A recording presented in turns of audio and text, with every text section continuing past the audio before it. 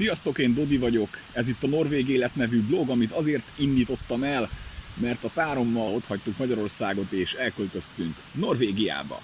Norvégia, vagy hivatalos nevén a Norvég Királyság, egy skandináv ország Észak-Európában, de gondolom ezt már tudtátok. Az ország szárazföldi határait keleten Svédország, északkeleten Finnország és Oroszország jelenti, míg délen a Skagerrak-tenger szoroson át Dániával van vízi összeköttetése. Fővárosa Oszló, pénzneme a norvég korona. Népessége 5,2 millió egy 2017-es kutatás alapján, ami nyilván szemet szúr, hogy sokkal kevesebben laknak itt, mint Magyarországon. Ennek ellenére a területe 385.203 négyzetkilométer. A következő videóimban megpróbálok titeket bevezetni a norvég életbe, úgy, ahogy azt mi itt megtapasztaljuk. Fogtok látni érdekességeket Norvégiáról, és hogy azt, hogy éli meg egy magyar fiatal. Egy-két érdekesség elöljáróban. A legtöbb norvég folyékonyan beszél angolul. A kisboltban az idős asszonnyal ugyanúgy tudtam beszélgetni, mint az óvodás kisgyerekkel. Sokkal jobban tudnak angolul, mint én. Amellett, hogy az ország gyönyörű, ez Európa legboldogabb országa. A boldogságuk egyik oka talán az is lehet, hogy ez Európa legbiztonságosabb országa is egyben. Innen ered a síelés. Itt található meg Európa legnagyobb rénszarvas állománya. Itt található a világ legeredményesebb börtöne. Több mint 240 000 szigete van az országnak. Van saját Mikulásuk, itt a legmagasabb az életszínvonal Európában. Viszont itt a legdrágább a cigaretta és az alkohol. Európában így gyártják a legtöbb hajót. Az időjárás változatos. Van egy norvég vicc, miszerint tudjátok-e, hogy melyik hónapban esik a legkevesebb eső itt Norvégiában? Hát februárban, mert február a legrövidebb hónap. De azt mondják, hogy nincs rossz időjárás, csak nem megfelelő öltözék.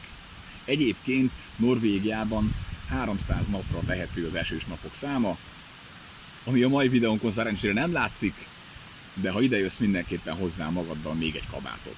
Itt található a legtöbb elektromos autó, a népesség összességét nézzük. 5 millió főre körülbelül 1 millió elektromos autó jut. És itt a felszerelésemet már meg is támadták a gyilkos ragadozók.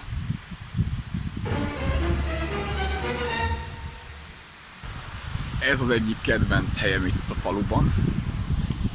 Meg is mutatom nektek, mennyire szép.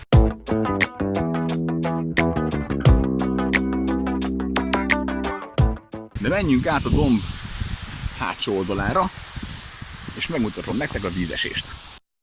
Át is másztam a kis dombon, megmutatom a tájat.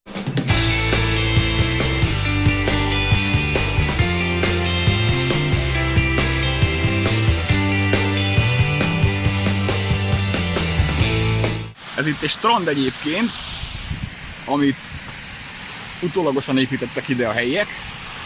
Bár nagyon meleg nem szokott lenni, de higgyétek el, hogy nyáron itt is fürödnek az emberek.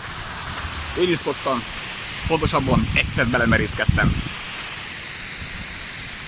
Menjünk át a vízeséshez, aminek a hangját már hallhatjátok is. Itt le tudtok ülni egy picit, kempingezni, ha akartok. Van egy kis asztal, és egész jó szelfiket tudtok itt lőni magatokról. De menjünk még közelebb.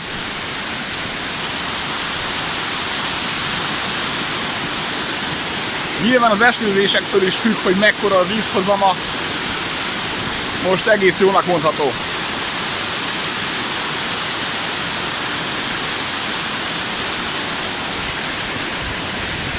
Van egy kis híd, amin most átmegyünk. Legközelebb arrafelé is el fogunk menni, és megnézzük a kis szigeteket, partokat. Norvégiába egyébként autóval jöttünk, Lillával, a párommal. Az út bő 2 napig tartott, megálltunk pihenni Németországban, ott éjszakáztunk. Úgy volt, hogy hétfő reggel indultunk, és körülbelül szerda hajnalban érkeztünk ide. Ezzel a kocsival jöttünk, ami most is szántja a hegyeket. Tehát ez a kis Toyota hozott minket Magyarországról Norvégiába. Van itt több túraútvonal is. Itt van néhány tábla, hogy merre lehet vagy érdemes menni. Fölmentünk az egyik útvonalon, de nem értük el a hegy tetejét, de a helyiek azt mondták, hogy azért, mert ennek az útvonalnak nem az a vége vagy célja. Ennek a hegynek fogunk majd egyszer fölmenni a tetejére. Az útvonalak elég biztonságosnak mondhatóak, viszont jelzés az nem sok van. Úgyhogy találd fel magad.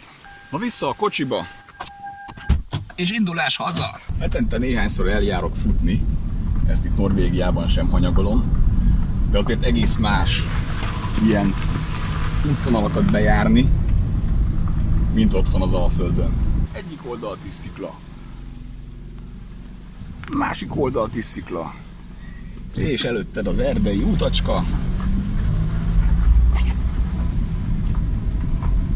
amin futkorázhatsz éjjel-nappal.